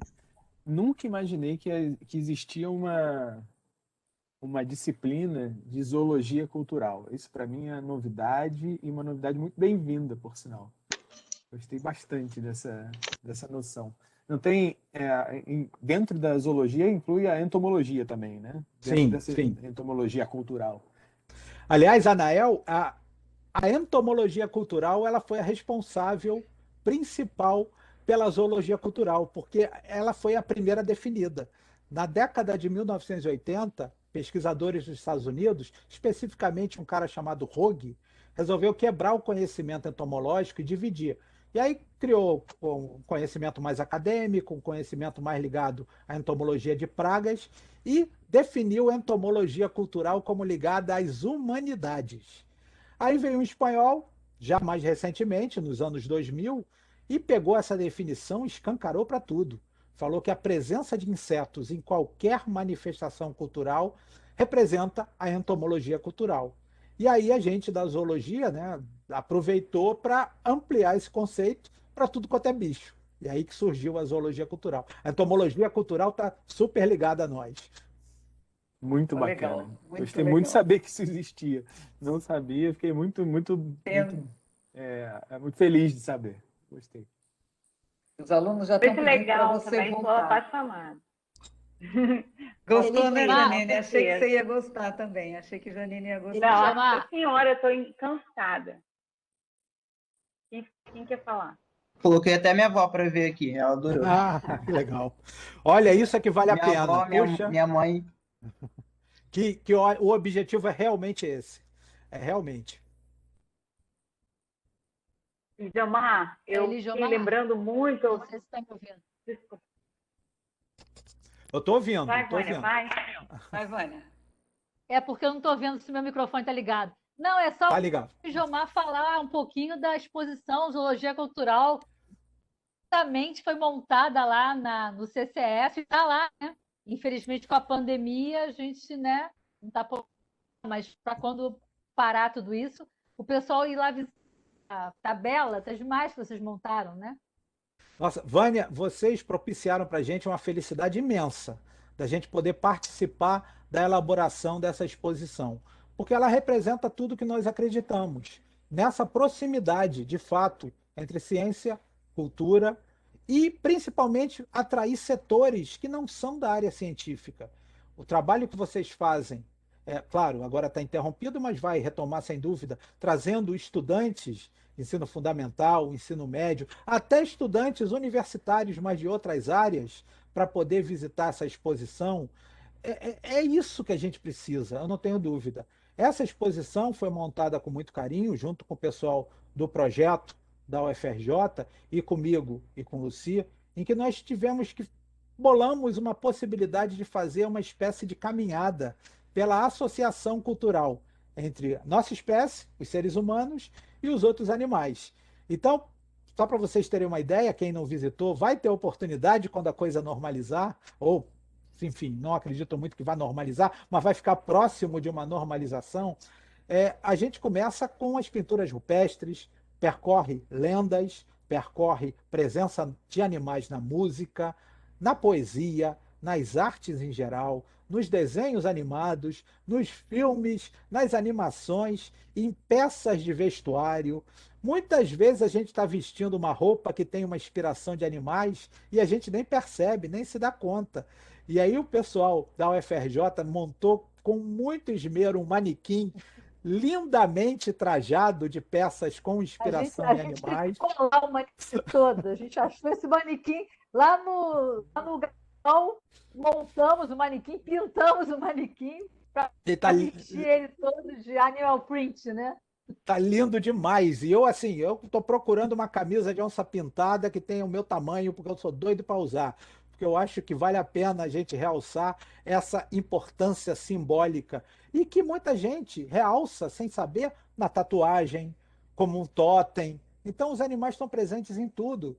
E olha que legal, quando a gente faz uma tatuagem, ou quando a gente tem um totem, ou quando tem um animal inspirador, você meio que quer pegar e homenagear alguma peculiaridade desse animal. A força, a destreza. No caso das aves, quase sempre a liberdade e o voo. Então, por isso que elas são muito recorrentes. A exposição é linda demais, infelizmente fechada, tem que ser, mas vocês vão ter oportunidade, quem não conhece. Olha, tão bonita quanto a Escola de Belas Artes. Vale a pena. Nós vamos sim, nós vamos sim. Assim que voltar à vida, a gente vai. Vai sim. Janine queria falar, Janine? Só um minuto, Luiz. Eu ia lembrar porque é incrível, de fato, né, esse trabalho que vocês estão fazendo. Eu acho que tem uma sinergia muito grande com o que a gente pensa em fazer aqui no LARC, né, o que a gente tem discutido, conversado. Então, é de fato maravilhoso. Porque aproxima também esse conhecimento científico desse conhecimento popular, que muitas vezes é tido como desconhecimento, mas que às vezes traz heranças de conhecimentos tradicionais que são interessantes, né? E como a gente conjugar isso de uma maneira bacana. E aí eu vou lembrar, assim, de um trabalho que eu acho muito próximo desse trabalho que vocês estão fazendo, que é o do Viveiro de Castro, que vai cunhar um termo que é de relativismo natural, né, que eu acho impressionante, em lugar desse relativismo cultural que tem na nossa cultura, a partir de determinadas comunidades indígenas, ele vai cunhar um termo que é de relativismo natural, né, de muitas naturezas, mas de uma única cultura. A gente pensa a partir de muitas culturas e de uma única natureza, quer dizer, somos todos parte da natureza, mas vivemos culturas diferentes. E esse pensamento indígena vai cunhar outras coisas. E uma outra que eu fiquei lembrando muito, muito, de um livro que eu comecei a ler recente, que é do Copenau, A Queda do Céu, que ele vai falar de uns seres que eu acho que tem muita relação com com essas histórias e lendas originárias, né? Ele vai falar de uns entidades chamadas chapiri, que conversam com os xamãs, e esses chapiris, eles parecem muito insetos, pássaros, às vezes, que estão sempre num diálogo maravilhoso de sabedoria, né, de ensinamento, de tradução para os xamãs do que é importante, do que não é importante usar na cidade. Quer dizer, dessa relação muito intrínseca e próxima, né, entre os homens e esses seres voadores sábios que têm lá suas sabedorias e vêm ensinar os homens, né? Achei incrível, incrível. Quero conhecer, fiquei com vontade de ler todo A Bruxa. Já baixei aqui meu...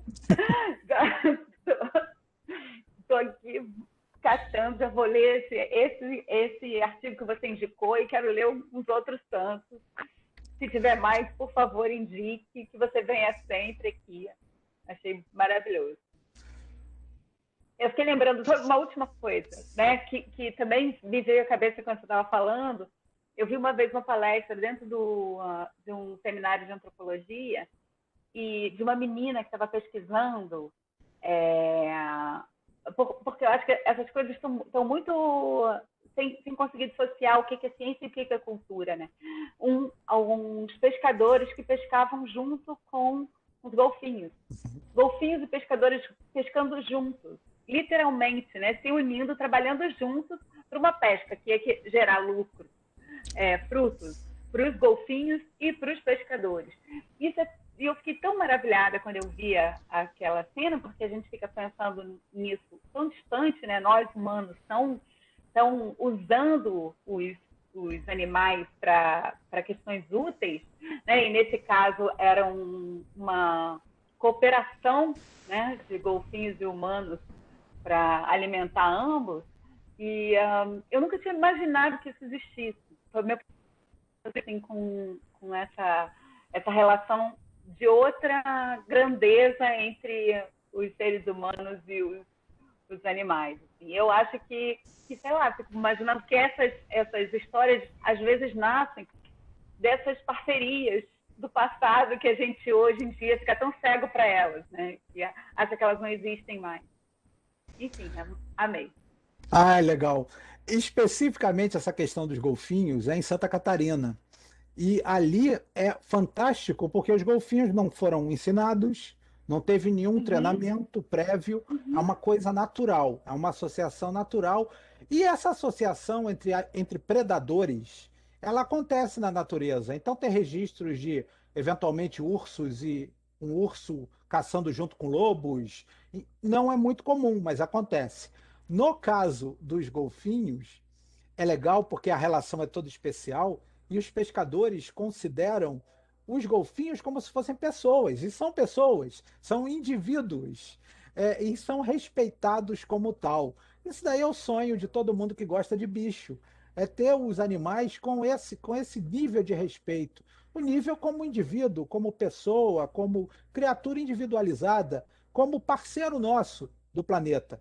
E aí, passando bastante para o lado da fantasia, muita gente se debruça sobre essa relação sem ter muita explicação de como surgiu, né? Aconteceu desde sempre. Tem gente que até defende que tenha a ver com a existência das sereias. Olha como é que o nível cultural chega. Como seria? Na evolução do ser humano, a gente tem peculiaridades muito diferentes. Nós temos as narinas voltadas para baixo, coisa que nenhum outro macaco tem. Nós temos uma membrana interdigital muito fraca nas mãos, coisa que nenhum outro macaco tem. E nós temos pouco pelo.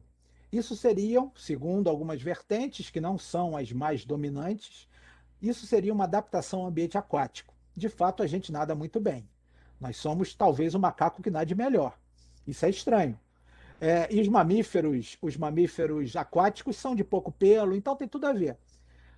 Alguns defendem a chamada teoria do macaco aquático, que uma vertente da evolução humana seguiu o percurso que a gente conhece, migrando da África para o norte e se espalhando por Europa, Ásia, coisa e tal, colonizando o planeta, e outra vertente entrou na água, seriam as sereias. E essas sereias teriam contato íntimo, como predadores, com os golfinhos. Os golfinhos, então, reconheceriam a gente como sendo parecido com aquelas criaturas que eles encontrariam. É maravilhoso. Claro, provavelmente não foi assim, É mas a lindo história é demais, é lindo lindíssima, é demais. lindíssima, é uma história maravilhosa. É uma pena que provavelmente não foi, mas é bem fundamentado, é muito curioso, porque a gente é muito macaco aquático mesmo. E aí explicam essa associação, que não acontece em todo mundo, é em pontos específicos e aqui no Brasil, em Santa Catarina. Foi ótima lembrança que você trouxe, é uma relação fantástica. Eu só Luiz queria Gu- agradecer. Desculpa, Silvia. Não, pode falar. É que o Luiz Gustavo queria perguntar, mas pode falar, depois Ah, ele não, fala. é Não, rapidinho. não, fala, Não, Cássia, pode depois de falar. dar uma aula até 5 horas da tarde, essa palestra me deixou relaxada. Gente, Foi muito bom, porque aprendi muito. E eu acho que é isso, né? A gente, para respeitar, é importante conhecer. Às vezes tem intuição, você tem intuição e você respeita os animais mas quando você conhece tudo que está ligado, tudo que está relacionado com eles, a gente parece que tem um outro olhar. Isso você trouxe para a gente. Muito, queria agradecer muito por tudo. nossa, eu que agradeço. Imagina. Obrigada. Luiz Gustavo, quer falar? Oi, quero sim. Primeiro, obrigado, Elidiomar, que foi muito interessante essa palestra. Inclusive, esse tema me interessa muito. Eu adoro essas histórias do folclore que remetem a espécies de aves que realmente existem, porque tem pessoas que acham que as lendas são totalmente desconexas da realidade, que esses bichos não existem. Enfim, aí então eu até anotei aqui um monte de tópicos que eu queria ressaltar sobre o que você falou. Primeiro que você estava falando do beija-flor. Teve uma vez que eu estava 2, 3 horas da manhã tirando foto de morcego em bebedouro de beija-flor, e do nada apareceu um beija-flor tesoura, tipo 3 horas da manhã, bebendo no bebedouro. E aí eu tenho um monte de foto de morcego e do nada uma foto de beija-flor, assim, no meio dos morcegos. Então, se um dia você precisar de uma foto de beija-flor de noite, já Que sabe. legal, vou querer sim. E agora eu tenho uma pergunta que é: a zoologia cultural, ela seria a mesma coisa que a etnozoologia ou ela é uma etnozoologia? Tá, eu escutei meio picotado, mas acho que é a diferença de zoologia cultural e etnozoologia. Não Isso. são a mesma coisa. Inclusive, seria necessário um congresso inteiro para discutir isso, porque tem muita opinião divergente. A minha opinião é que a zoologia cultural, ela inclui a etnozoologia. A zoologia cultural seria qualquer manifestação, desde as manifestações dos povos originários até as manifestações da cultura pop urbana. Tudo. E dentro dela tem as manifestações mais relacionadas aos povos originários, que seria a etnozoologia. Eu tenho um colega no Rio Grande do Sul que definiu muito bem, eu tenho pensado muito sobre essa conceituação, eu vi sentido, mas eu ainda não estou 100% convencido. Ele falou que zoologia cultural você pode estudar tudo, só que você não tem contato direto com os agentes daquela informação. Então, eu posso estudar pela internet, eu posso fazer um levantamento bibliográfico, eu posso examinar um filme, um quadrinho, eu posso procurar uma lenda na bibliografia. A etnozoologia obrigatoriamente faz com que você tenha o contato com a população, em que você tem que interagir, em que você muitas vezes tem que ganhar confiança e que você tem que fazer parte daquela comunidade. E eu tenho visto muitos relatos assim, de pesquisadores que fazem a imersão em populações de pescadores, em populações de indígenas, em quilombolas, em populações originárias de modo geral. E que passam a fazer parte daquela população. Inclusive, quando eles acabam a pesquisa, eles continuam frequentando e com laços de amizade. Então, essa seria a definição mais próxima de etnozoologia. Eu ainda não estou seguro. Eu prefiro continuar seguindo essa minha, que diz que quando é um exame, uma análise de uma população originária, faz parte da etnozoologia, que está dentro da zoologia cultural, porque não deixa de ser um estudo de zoologia cultural. A sua pergunta é maravilhosa, mas eu não tenho de fato uma resposta taxativa. Eu gostaria que fosse feito um evento para discutir, para chegar a uma conclusão. Termo é complicado mesmo. Não, mas já ajudou bastante. Mais três coisas que eu queria falar. O primeiro é muito doido, né? Como a variação de histórias que tem com base no mesmo bicho. Por exemplo, você falou pelo menos umas 2 ou 3 histórias para a lenda do Urutau. Eu ainda conheço uma quarta história diferente das que você contou, que seria de uma índia que é mãe de um índio guerreiro, e aí ela perde o filho dela, e aí ela vira o Urutau, e à noite ela chora olhando para a lua e falando: meu filho foi, para fazer relação ainda com o canto da ave. Então, a quantidade de variações que tem do mesmo mito para uma mesma espécie é muito doido.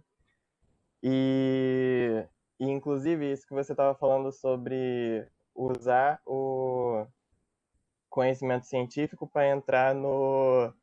Usar o conhecimento cultural, na verdade, de zoologia cultural, para introduzir conhecimento científico na população. Eu estava vendo no Facebook uns dias atrás que fizeram uma lista de vários mitos brasileiros, e aí um deles estava contando a história da rasga-mortalha. E aí eu vi na descrição do mito a mesma coisa que você falou também na apresentação, de que algumas pessoas dizem que seria o barulho do voo da rasga-mortalha que faria o barulho de mortalha rasgando, né? Aí eu achei isso interessante quando eu li no Facebook, porque o voo das corujas é super silencioso, né? Na verdade, não faz barulho nenhum. E o que faz o barulho da mortalha rasgando é só a vocalização dela. Aí eu achei muito interessante quando eu vi isso no Facebook, porque essas variações do mito, às vezes, vai perdendo a veracidade, assim, científica minimamente que existe na lenda e torna uma coisa muito diferente da realidade. E por último, falar um relato da minha mãe, que a minha mãe é de Pernambuco, minha família inteira é nordestina, e essas lendas de mau agouro e tudo mais sobre corujas é muito forte lá no Nordeste. Eu não sei se a origem dessas lendas é nordestina, mas lá no Nordeste é muito forte. Eu acho que capaz de até hoje ter gente que acredita que coruja é mau agouro lá. E ela falou que quando ela era mais novinha, do lado da casa dela tinha um terreno baldio que tinha um monte de estacas assim fazendo cerca, e pousavam corujas nessas estacas. E ela falou que os garotos da rua dela tacavam pedra nas corujas com um estilingue para matar mesmo, por causa dessas histórias de que a coruja traz mau agouro, e até a história de que se a Suindara passar voando, cantando em cima da casa de alguém, a pessoa morre. E aí as pessoas tentavam matar as corujas para impedir que elas cantassem e morresse alguém, entendeu? E aí é muito interessante entender o contexto cultural, que às vezes causa danos à população dos bichos, e levar essa educação ambiental para as pessoas, explicando o que é mito, que é só uma história, e a importância de preservar esses animais e não sair tacando pedra em coruja inocente pela rua. Eu fiquei muito chocado quando ela me contou essa história. E até hoje ela não gosta muito de coruja, ela acha um bicho feio. E a família dela também acha a coruja um bicho assustador. Não, esse ponto é incrível, porque eu escutei pela primeira vez a questão da rasga-mortalha numa palestra que eu dei no Piauí. E aí o pessoal de lá falou: olha, você tem que falar da rasga-mortalha, porque isso aqui é terrível, o bicho é de mau agouro. As pessoas, você disse que se duvidar, as pessoas ainda acreditam. Eu afirmo taxativamente, as pessoas acreditam. Por isso que tem que se fazer o trabalho. E a questão da lenda variar, ela também é muito legal. É óbvio, a coruja depende de não ser ouvida, né? Porque para exercer a capacidade de caça de predador furtivo noturno, ela nunca pode ter um voo barulhento, jamais. Mas a questão das lendas variando, ela tem a ver com a oralidade. Todas essas lendas são passadas de gerações familiares. Então, conta-se oralmente. E, infelizmente, a gente tem, nos tempos de hoje, uma pouca valorização da oralidade. E as histórias acabam se perdendo. É natural que elas tenham variações. É natural que elas variem, porque tem aquela história de que quem conta um conto aumenta um ponto. Sempre acontece. Mas é uma pena que elas se percam, porque hoje em dia quem mais conversa com avô, avó, bisavô, bisavó? Eu tenho batido muito nessa tecla com meus alunos de zoologia, e um dos trabalhos que eu peço é que eles tragam relatos familiares relacionados aos animais. Aí de início os caras estranham, eu falo: é isso aí mesmo, vai procurar sua avó, seu avô, seu tio mais velho, pergunta para ele alguma história curiosa ou tenta lembrar de alguma história da sua infância que era contada de animais, aquela que você achava, escutava e falava: claro que isso não aconteceu, eu quero exatamente essas. E quando eles vão e pesquisam e trazem, e eu faço isso para eles, isso fica publicado no grupo da disciplina, então todos têm acesso, todos os colegas têm acesso. Eles começam a interagir e eles vão vendo que as histórias são muito parecidas, mas com pequenos detalhes familiares específicos. Isso é muito interessante. A própria história que você mencionou do Urutau tem uma versão dela, que é ao contrário. É a mãe que abandonou o filho, porque a tribo inteira estava contaminada com uma doença, olha, como se fosse a pandemia, né? E aí, para evitar que o filho fosse contaminado, ela soltou no mato. Ele virou uma ave e fica gritando pela mãe perdida. Então é o contrário. Tem de tudo, tem de tudo. Isso pode ser utilizado para você fazer o encantamento também. Encantamento é importante, não é só passar a ciência, não. É você levar a história curiosa, interessante, cativante. Quem não gosta de uma boa história? Quem não gosta de uma novela, de um livro, de um filme que tem uma história que não corresponde à realidade e às vezes não tem relação nenhuma? Você fica encantado. E você pode usar por ter bicho. Você usa os bichos. Vamos salvar a Suindara, vamos salvar o Urutau, vamos salvar o Bacurau. Esses animais tão espetaculares. Eu mencionei a mariposa e eu lamento profundamente a história que a considera um mau agouro e que com certeza trouxe dano populacional, mas o dano populacional em um vertebrado, em uma ave, ele é muito maior. É muito maior. Você ter uma população que dizima corujas, isso evidentemente causa um dano populacional. Não tem como. Equilíbrio, né? Desequilibra, traz problemas e o estoque individual da espécie cai, não tem jeito. E aí você pode levar aí a ciência e a presença na cultura para esclarecer. Veja essa necessidade de modo muito urgente em relação aos morcegos, que sofrem do mesmo mal. E o morcego é uma presença simbólica fortíssima.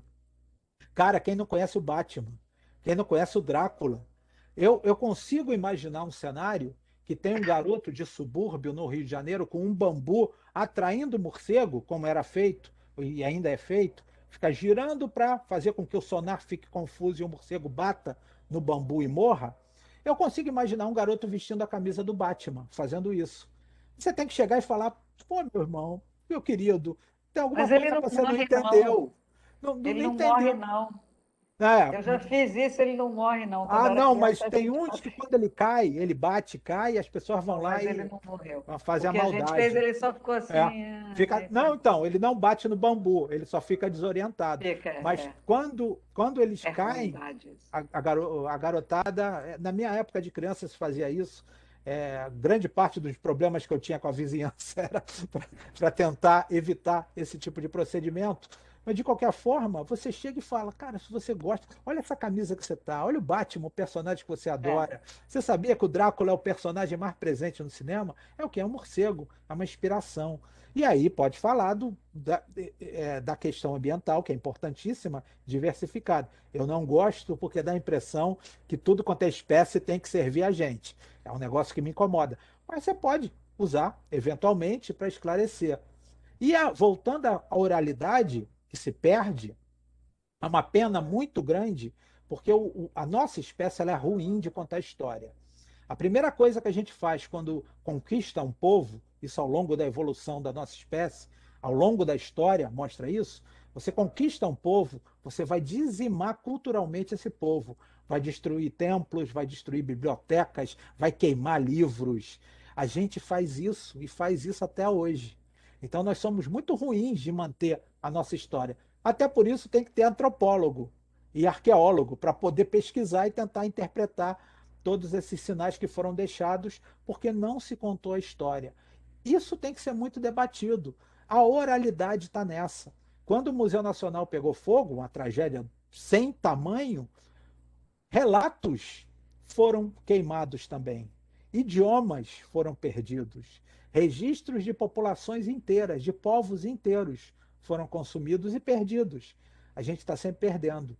Temos que valorizar muito a nossa cultura, temos que valorizar muito o nosso folclore. Pegando a deixa da colega que falou que aqui no Brasil é uma mistura sensacional, nós somos uma mistura cultural incrível. Nós temos mitos africanos misturados com mitos indígenas e com tempero português, e aí as histórias vão se modificando e ganhando um aspecto próprio e local. Tem que ser muito valorizado e, na minha concepção, tinha que ser estudado em todas as disciplinas, em todos os cursos. Uma valorização danada. A ciência está presente, mas também está presente a matemática, a lógica, o português, tudo está presente nessa história. Isso tinha que ser um estudo multidisciplinar e uma valorização. É um barato quando a gente vê um seriado tipo Cidade Invisível, que passou no Netflix, todo mundo gostou.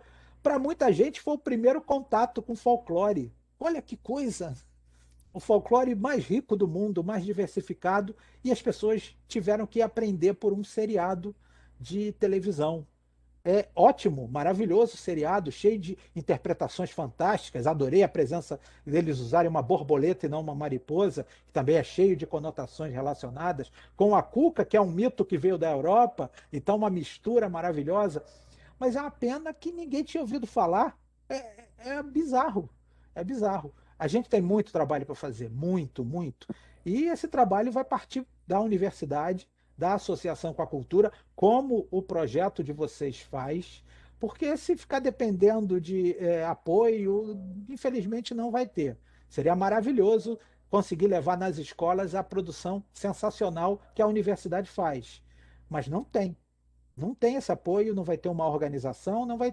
A gente vai conseguir levar o que a universidade produz para a escola, e a escola é o ponto central para tudo, com a valorização da licenciatura.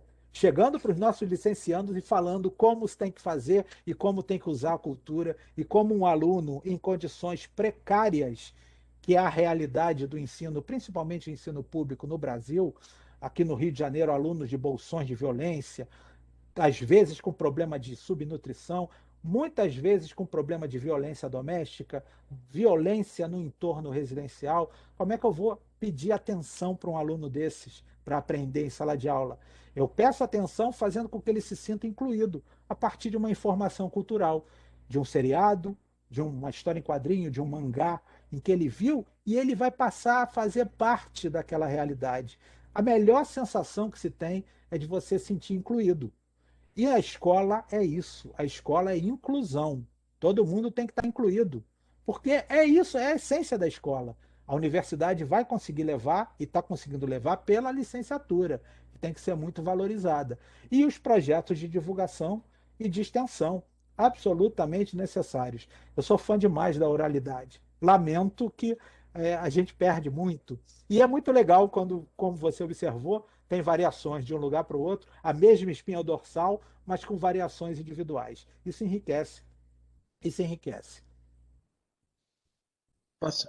Legal. Mais alguma pergunta? Sim, eu queria agradecer demais as histórias, eu adorei. Vocês estão conseguindo me ouvir? Sim. Sim, pode falar, Assim, Eric. você falou da oralidade, eu acho que as histórias acabam se complementando uma hora ou outra com a oralidade de uma outra. Que nem uma história que você me falou, minha avó veio da Paraíba, minha família é do Nordeste, e você acaba de, tipo, me mostrar por que que minha avó chama um passarinho de lavadeira, que eu chamava desde pequeno, e ela disse que lá era muito É. comum esse passarinho, aí você falou que ela lavou as vestes de Maria, né? Esse Sensacional, né? A passarinho. história é Aí linda. ela me falava essa história desde criança, mas nunca me tinha me contado essa lenda. E até hoje eu vejo assim, esse passarinho e penso assim, ela é lavadeira, que ela já falava e tal. Aí você E seu tem outros contexto. passarinhos e outras regiões do mundo que lavaram também as vestes de Maria.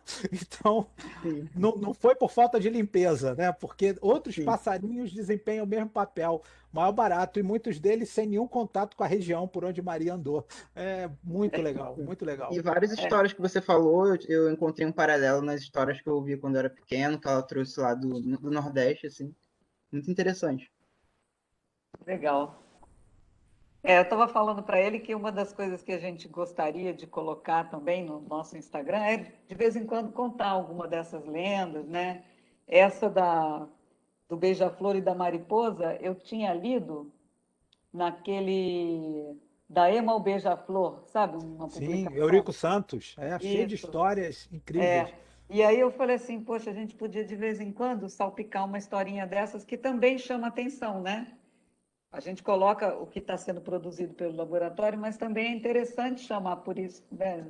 Para trazer, né, outras pessoas que talvez não se interessem tanto pelo desenho ou pela fotografia, mas se interessem por isso que você está falando, né? Por essa tradição de folclórica. E a gente tinha pensado em colocar. Então, eu adorei a sua palestra, achei muito legal. A Milena. Milena quer falar o quê? Ah, Milena, acho que queria falar justamente isso, né, Milena? Tá? Aves na Cultura Popular Brasileira, no nosso Instagram. É uma Ah, sessãozinha que a gente vai tentar fazer e, de tempos em tempos, colocar alguma história. Claro que a gente vai tentar fazer só de aves brasileiras, né? Porque o nosso interesse é aves brasileiras e inicialmente Mata Atlântica, né? Mas, enfim, tentar fazer uma pegada dessa também. Mas foi ótima a sua palestra, adorei. Eu já sabia que eu ia adorar, eu vou contar, porque eu já tinha visto uma parecida lá no Avistar, tá? Foi assim que eu conheci o Elídio, eu falei, eu vou convidar o Elídio para ir lá no LARC, e, e é isso, enfim, essa foi um adorei. pouquinho maior, porque a do Avistar eu gravei, porque eu falo muito, é um problema sério. Se deixava. Aí, como a do Avistar tinha o tempo certinho, tinha que ser em 35 minutos, aí eu gravei, editei, cortei fala, cortei pausa, ficou em 35 minutos certinho. Mas essa não teve edição, então aí Não, fica mas assim que maior. é bom, Curte né? mais Assim que é assim, bom. natural. É, é. Elidiomar, eu queria fazer uma última pergunta, posso? Assim, Perfeito. juro que não vou mais Não, chatear. mas fica à vontade. Eu amei esse projeto que você elabora com seus estudantes, de pedir para eles trazerem uma história e você registrar isso Sim. ao longo dos tempos. Eu fiquei com muita vontade de ler.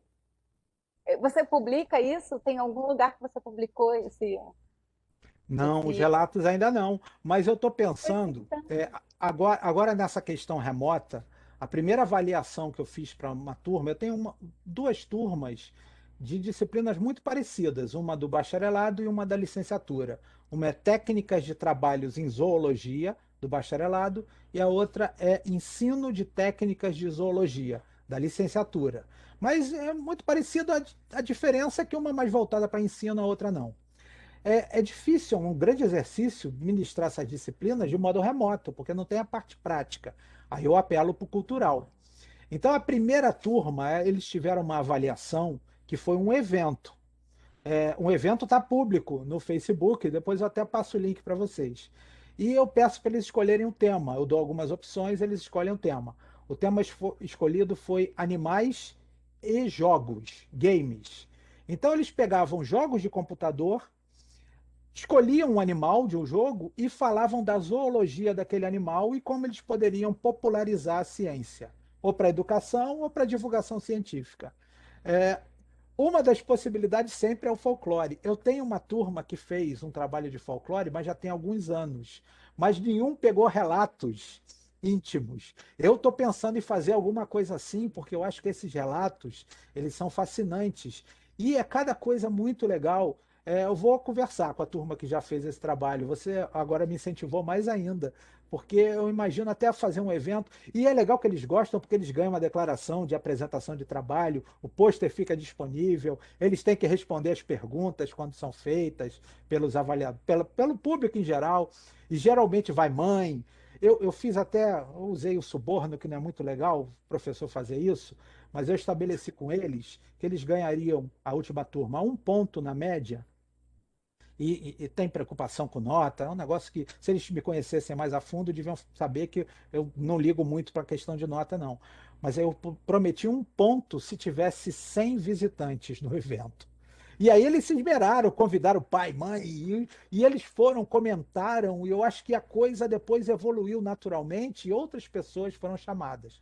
Esse de games. Eu acho que se for fazer um de folclore, vai ter muito mais ainda, porque é lembrança de histórias que fazem parte da infância, fazem parte do imaginário, fazem parte da família e estabelecem uma ligação até com outros membros da família e você compara aquilo da sua família com a do outro, né? Qual a diferença que tem? Isso é muito legal. Ó, gostei da dica.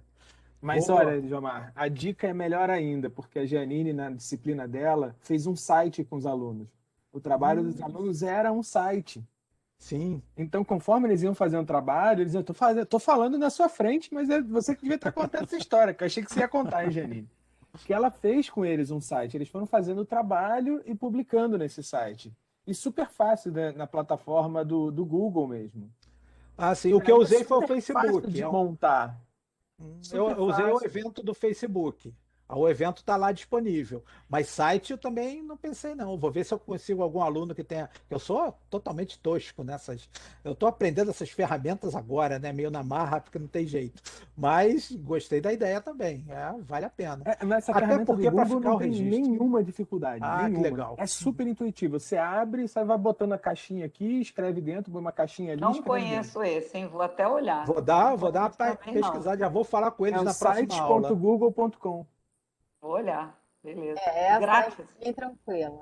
Até meu avô consegue publicar um site por essa ferramenta do Ai, Google. que bom. Bem tranquilo. Adorei as ideias. Nossa, gostei muito. Mas Agora, eu tenho Lidiomar, muita vontade mesmo de ler esse compêndio, né? Como é que é? E isso se acumulando, porque isso vai ser muito legal, tanto para os alunos verem histórias antigas, quanto para você ver essas histórias acontecendo e essas mães. Enfim, achei incrível. Vou plagiar, total. Vou pensar aqui, como é que eu vou fazer isso na minha disciplina? E Tô aqui alguns até matutando. me relataram coisa do tipo, eu não falava com a minha avó há um tempão, aí foi bom tá que eu liguei vendo? para ela. Ótimo. Até é bom para a pessoa, né? Principalmente para o idoso, contar a história, ter aquele espaço de fala. Foi muito bacana, assim. Gostei demais do retorno deles podiam Legal até mesmo. e eu filmar percebi os que eles gostaram. avós, hein, É, contando a é. história. É que foi mais remoto, né? A coisa acho que foi mais remota mesmo, por Então, remoto telefone. melhor ainda, porque é só É, para já fica gravar a registrado. Mas chamada. dependendo do É. avôzinho, ele não É, sabe é, nem é mexer no telefone, computador, né? Mas Nem no Pode é telefone. muito interessante ter esses registros, seria muito bom, até para quebrar um pouco o que eu falei, que a oralidade se perde. É. Vamos tentar manter o registro, Exatamente, é muito exatamente. importante. Olha, quantas ideias, legal. Ô, Elidiomar, agora Sim. eu vou querer que você volte para falar de insetos. Opa, nossa, com a maior satisfação. Você já teve uns alunos aí, volta, professor, volta. Que bom, que Nossa, bom. Inseto tem Mas muita a gente coisa combina também. assim, a gente combina com nossa, o insetos, tempo. insetos. As lendas de insetos tem de todo tipo, de todo tipo. Desde as lendas mais picantes, com formato de determinadas lagartas, até transmutações também. Tem de tudo, é impressionante. A criatividade da nossa população, ela não tem limite. E o inseto ainda, é mais fácil você imaginar um inseto se transformando em outra coisa do que uma ave, né? A transformação, teoricamente, seria um pouco As mais simples por ele metamorfoses já ser são pequeno. naturais Já para os tem a insetos, né? metamorfose. Então, de fato, eles observam isso. E você olha uma lagarta e uma mariposa, é difícil imaginar que aquilo é a mesma coisa. Foram originalmente descritas, até muitas delas, como espécies diferentes, criaturas completamente diferentes. E aí faz parte também do imaginário popular. E tem tudo, tem até combate à praga agrícola envolvida, é muito legal, tem de tudo. Tem de tudo. Ó, vamos marcar, vem com a maior satisfação. Vou marcar, hein? Olha lá, Tá hein? valendo, tá valendo. Aqui você dá o dedinho, a gente quer o braço. Tá valendo, olha, com satisfação. A gente tem mais alguma pergunta? Alguém quer fazer mais algum relato? Ei, Jomar, eu queria te agradecer. Na verdade, essa é a segunda palestra que eu vejo sua. Eu vi você no simpósio da UF, simpósio de zoologia Sim. cultural. Foi muito bom. E, enfim, muito legal aí ver você de novo com outra abordagem, outra coisa. Se complementam, né? Mas, enfim, é isso. Te agradecer. Obrigada. Eu que agradeço, que bom. Então, vou agradecer mais uma vez, né? Acho que todos ficaram muito felizes com a sua presença, eu também, eu adorei. E é isso, muito obrigada e bom fim de semana para todos. E se cuidem. Adorei o Urutau com a máscara. É necessário. E uma coisa que ele não falou, mas eu vou falar, ele faz uns desenhos de aves. Sigam ele no Instagram, hein?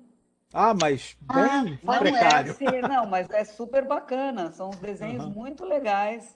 Então, podem seguir o professor lá no Instagram, que tem uns desenhos bem bacanas para vocês se inspirarem lá. A motivação, ela não é artística, infelizmente. Eu até acho que eu desenho mais ou menos. Não, legal o seu desenho, adorei.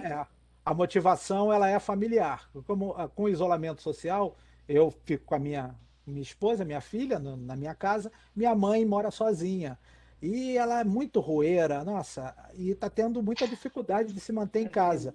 Aí eu estabeleci com ela um projeto chamado Bichos do Brasil, que cada dia eu faço o desenho de um bicho e ela copia. Eu posto no Instagram e Facebook, aí ela copia. Então, estou deixando a cabeça dela ocupada. Já estão aí, já passamos de um ano de desenhos. Já tem 371 desenhos. Acho. Muito legal, muito legal. Eu vou colocar então no nosso grupo de WhatsApp o Instagram dele para vocês darem uma olhada e seguirem, que é muito legal. Muito obrigada. Gente, obrigado. Muito prazer. Tchau, gente. Prazer meu, cuidem-se. Cuidem-se, tudo de bom. Todos. Você também. Muito obrigada, Elisa. Tudo de bom. Tchau, tchau. Tchau.